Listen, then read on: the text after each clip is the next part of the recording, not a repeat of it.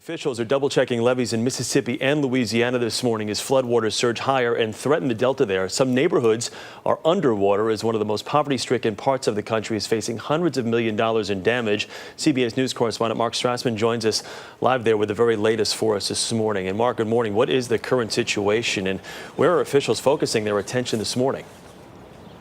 Good morning, Chris. Here in Memphis, the focus has shifted. There's a new stage in this flooding crisis. It's gone from flood response to flood recovery, and it's going to be a very long and a very expensive recovery. The Mississippi has crested, of course, but the damages here are still a matter of some unknown question. It's a number that's going to climb in the days ahead as folks get into their homes and see just how bad it is.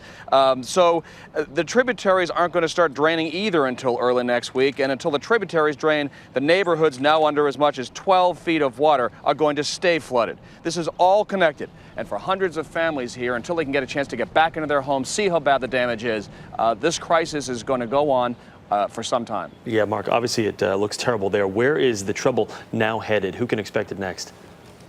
Well, of course, what happens now is that the Mississippi goes on to crest somewhere else downriver, and as it goes downriver, all that water takes all the misery with it.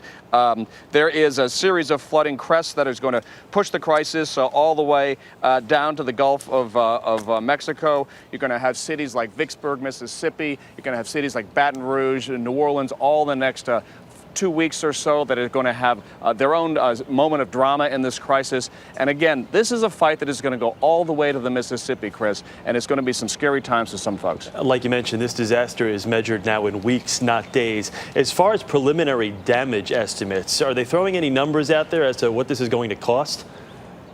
Latest here in Memphis, Chris, $320 million from all the way up and down the Mississippi, possibly $4 billion.